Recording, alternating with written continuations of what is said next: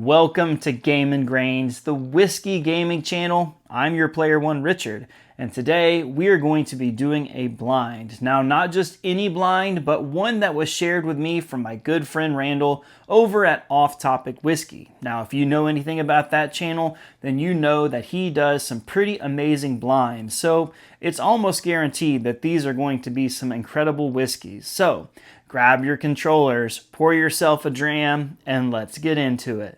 As I mentioned before, this blind was curated by my good friend Randall over at Off Topic Whiskey. And if you haven't checked out his channel, I cannot recommend it enough.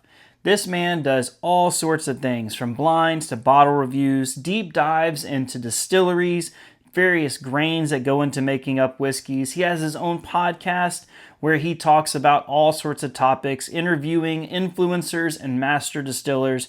Just an all-around great channel. So I highly recommend that you check out Off Topic Whiskey. And with that being said, thank you, Randall. A big shout out for you for putting this together for me. Now, I have done several blinds by my good friend Randall, and there's no telling what amazing things are in these bottles. He's put together a BTAC blind for me before, a rye blind. So there's absolutely no telling what's in these bottles. Now, to help me distinguish between each one of these, I have marked them with letters A through E, and then I have Glens that are back here that each have something on them to kind of help me keep them organized as well. So, for example, Off Topic Whiskey, Glen is going to be here at A, Blue Note is going to be at B, Old Dominic at C, Pursuit Spirits is going to be here at D, and then the artist formerly known as the Whiskey Shaman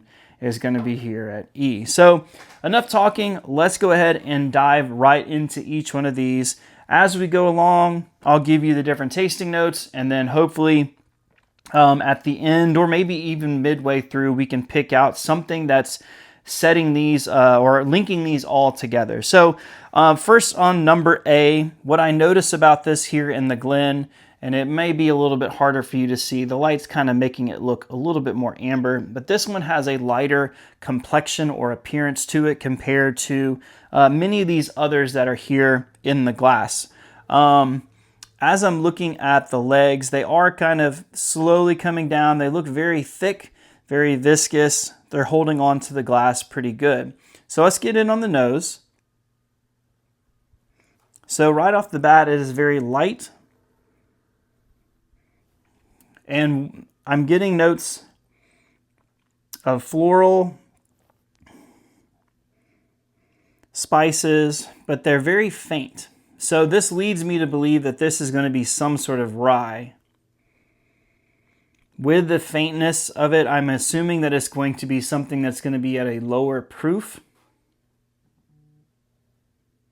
I don't have the discernible nose yet where I can tell you what distillery that it comes from,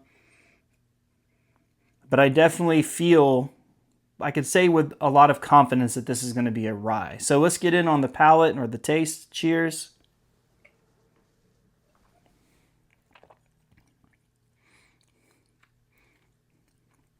Okay. Not what I would get from a, oh boy, what I would consider to be a traditional rye or a rye that I am familiar with. Normally there is going to be, at least for my palate, the ryes that I gravitate towards are going to lean a little bit sweeter. This one, not so much, but one of the things that I get from this is going to be the mintiness. That seems to be coming right to the forefront with those rye spices. It's very intense. In the beginning, it's very rye forward in your face and then just tapers out really quickly. So I'm willing to bet that this is going to be some sort of craft rye. Some of the ones that I've had that he has shared with me from areas like Pennsylvania and stuff like that, I'm feeling like I'm getting some characteristics from that region and this particular rye. So we're going to say that this is a rye, probably somewhere in that kind of northeastern section of the U.S. but very mild on the flavor. Let's go in. Well, we'll come back to it. We'll circle back. All right, so B in the Blue Note Glen. First thing that I'm noticing, and I don't know if you can tell or not, the coloration on this one is going to be a little bit darker. As I'm looking, there's definitely a clear rim that is going on here. It's definitely sticking to the glass, but I'm not seeing any legs there. So, in on the nose. Oh, this smells heavenly. Lots of sweet. A bit of honey. A faint hint of spice. So right off the bat, I'm willing to say that this is going to be probably like a high rye bourbon. I could nose this all day. Caramel. Just brown sugar. This smells delightful. So it can't be the same if this is a rye, very grain forward rye. This one I'm getting sweeter notes. I am picking up a little bit of spice on the nose, but I would imagine that this is going to be probably a high rye bourbon or a higher percentage rye than what I would typically gravitate towards. So in on the palate, cheers.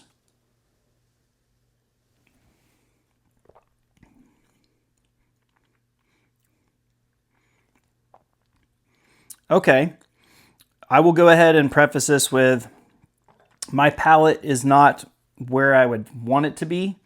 But with that being said, sometimes I can't pick up on the sweet.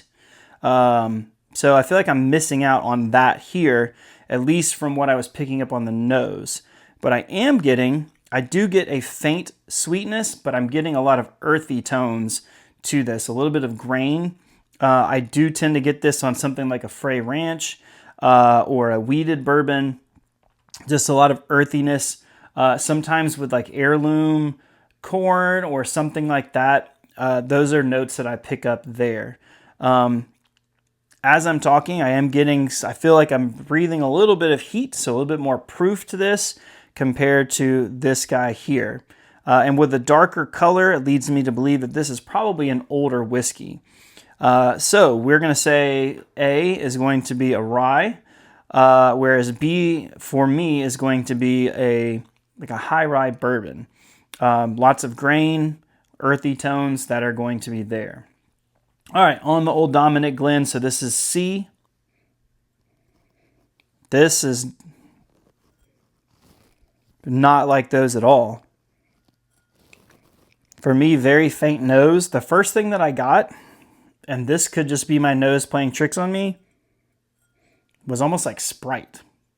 I've never picked up that nose before. I forgot to talk about the appearance. So if we look at the coloration, a lot lighter compared to the first and second, or excuse me, from the second one, but a little bit darker than choice A. Kind of the same situation as we looked at B. It's kind of holding tight here to the glass. It is starting to slowly come down, whereas I felt like A was really latching onto the glass. So back in on the nose. Tea, like not an herbal tea, but just tea. Slight floralness.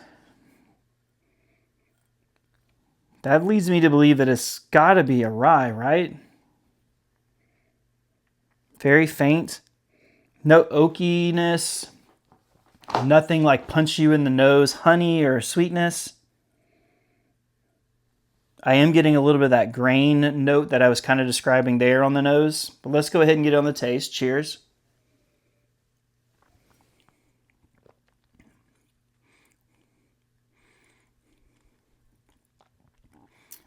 I don't know how to describe that. I am getting a fruitiness, almost like I want to say a tropical fruit, but the flavor on this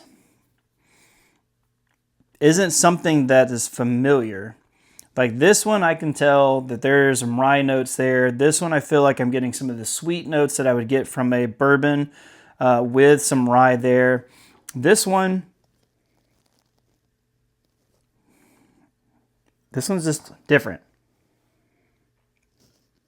All right, so as I'm going back in on the nose, you know that your palate and your nose kind of work hand in hand. I am getting a little bit more of those floral notes. This is very reminiscent of a rye, but very faint as far as the flavor on the palate. One more time.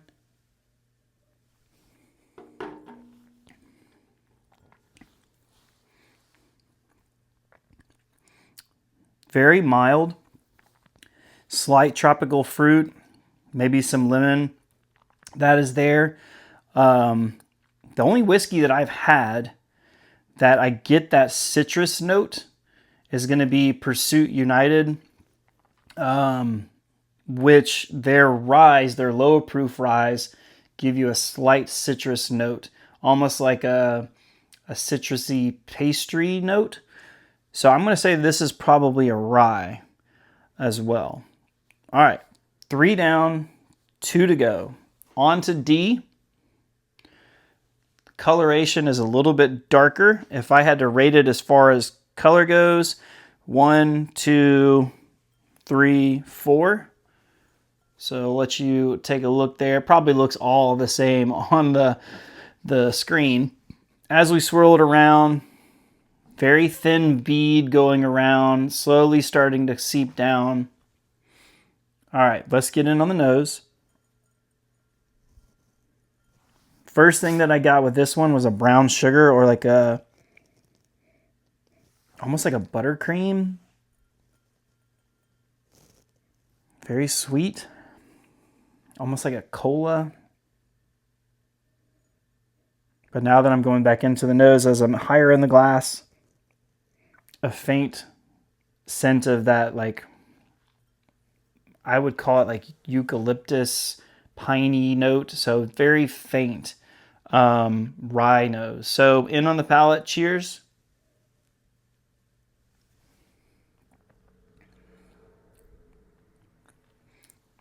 So this one is very similar to C in that the flavors are not punch you in the face. Kind of wish I had some water to cleanse my palate. I didn't bring water, obviously.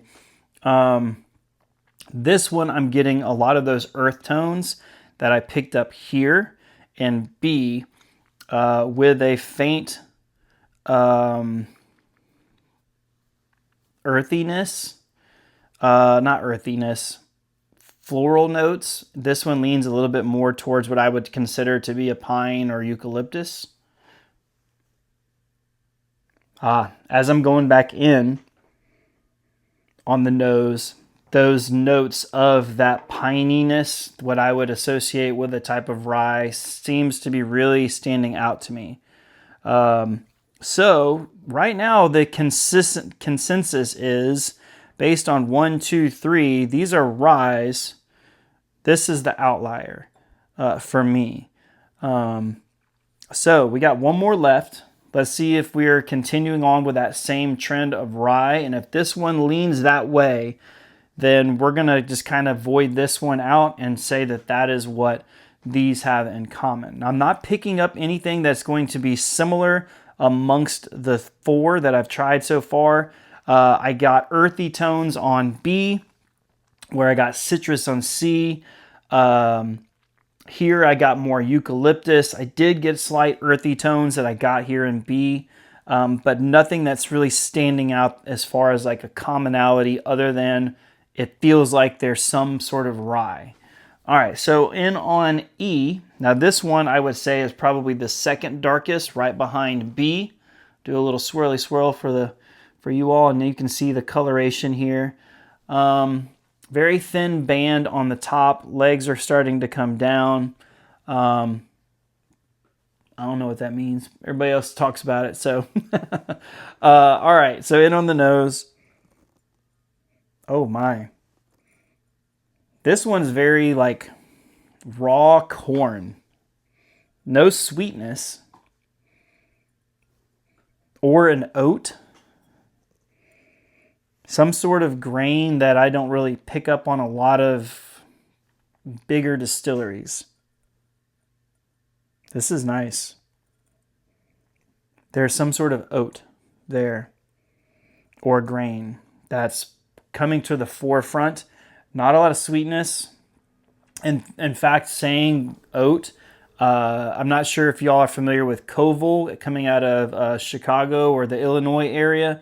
When we were visiting family a couple years ago, they had an oat whiskey that I had. This, at least as far as the nose goes, is very reminiscent of that, that was also really good. So Koval out of Illinois, check that out. All right, in on the palate. Cheers.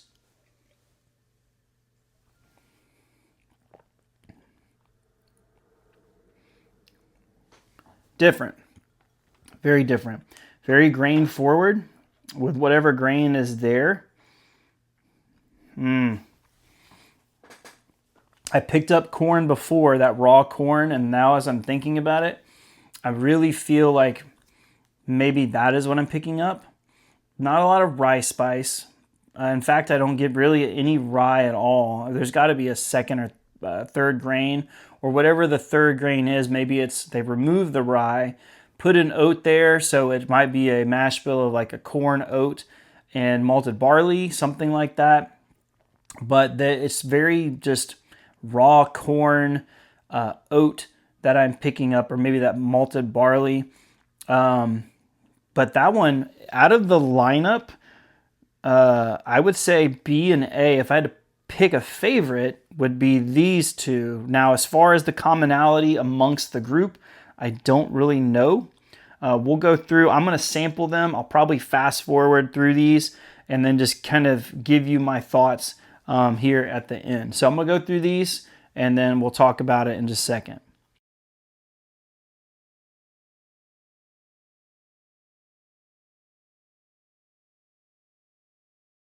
All right, well, I don't have a commonality.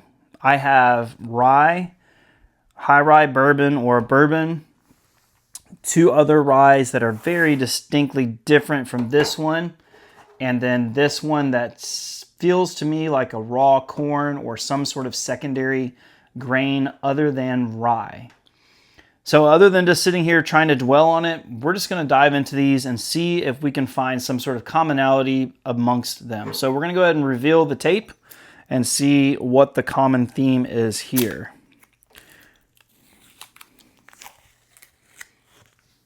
Okay. Wow, I missed that one. So this is Lost Lantern Pine Bluff Distilling Straight Bourbon Whiskey, 60% corn, 20% malted wheat, 20% malted barley. 5 years. Looks like 119.2 proof out of Wyoming. Let's see if you can see it there. All right, so I didn't get rye. Don't know where I got that from. Totally different mash bill. Maybe that malted wheat is what threw me off. All right, let's get into the next one. So I'm guessing that maybe there is a different secondary grain out of these. We'll have to see. So in on B. All right, Lost Lantern Proof Artisan Distillers Straight Bourbon Whiskey. Okay. 80% corn, 20% malted barley. 5 years, 114.4 proof out of North Dakota. Now this one was probably my second favorite, closely followed behind this guy here. So right now the only thing that these two have in common would be that they're Lost Lantern and they have a higher percentage of corn. This one is 60, this one is 80. This has a 2-grain mash bill, 3-grain mash bill. So I'm not seeing anything besides the fact that it's from Lost Lantern. All right, let's go to C. Darn it, silly tape. I'm starting to see the common thread. Lost Lantern, Union Horse Distilling, straight bourbon whiskey, 80% corn, 20% rye, 120 proof, 5-year out of Kansas. So there was 2 grains, which is similar to this guy right here, 80% corn, 20% rye, so 80 and 80. But I'm starting to think that the common thread amongst these is going to be the distiller, which we'll talk about in a minute, if that is what the common thread is. So D, we're going to see if this is Lost Lantern. Lost Lantern. All right. Oh, dang. Okay, Lost Lantern, backwards distilling, straight bourbon whiskey, 71% corn, 29% wheat. So 2 grains there, 6-year, 128 proof out of Wyoming. I don't know if y'all can see that there. So far, the common thread amongst these is Lost Lantern. This one does have 3 grains, where these 2 all do not. And then, of course, all of them, I believe, so far are over that, I think, 60% corn as far as the mash bill goes. Last one, we're going to assume that it's Lost Lantern, and it is. Lost Lantern, St. Augustine Distilling, straight bourbon whiskey, 60% corn, 22% malted barley, 18% wheat, 118 proof, 5 years out of Florida. All right, so then that makes sense as to why I was picking up a different secondary grain on here, which is that 22% malted barley. So common thread amongst them all is going to be that they are from Lost Lantern. Now, all of these are great. I would love to sit back down with them again in the future, just kind of individually dissect them on my own. But Lost Lantern, if you're not familiar with them, they are an NDP, non-distilling producer. What they do is they go out and find extraordinary bottles, not just from big name distilleries, but from craft distilleries. And they buy barrels and then they send them out. I believe the co-founders are Adam and Nora.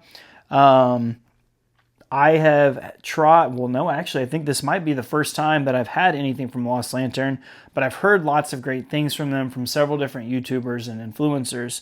Right now, the only thing that's keeping me from getting my hands on any of their stuff, which I would love to do, so Adam and Nora, if y'all are watching this, maybe send me some samples. I'd love to review them. But anyway, is that unfortunately they don't ship to Tennessee. Now, I know that they can. Maybe there's some things that they can do to do that, but hopefully soon they can start distribution out to Tennessee. So, all right, all these were great. Out of the 2, these kind of oddballs are my favorites. Coincidentally, 20% malted barley, 22% malted barley. Very interesting. And of course, none of them, well, this one has 20% rye. Only one of them had rye, and my goofy self thought that they all had rye. So, you know, but that's why you do this, is so that way you can explore, go in with an unbiased mindset, and really just dive deep into them. That's the great thing about blind. So, all right, another big thank you to Randall over at Off Topic Whiskey. Thank you for curating this really cool blind. I certainly appreciate it. As always, thank you for sticking until the end. Please take the time to do all of the YouTube things. Share this with friends who just enjoy whiskey, loving to just kind of see and consume all things that are whiskey. Be sure that you are subscribed so that way you can catch up on more great content like this. And then lastly, have you tried any of Lost Lantern's products? If so, take a second and just let me know down in the comments. Have you tried anything? What is your favorite? Are there some things that maybe I need to try to get my hands on? And if you know Adam or Nora, you know, tell them that their friend Richard from Game and Grains is certainly interested in trying some more of their products. All right, guys. Well, thank you again for sticking until the end. I'm your favorite player one, Richard. Have a good one.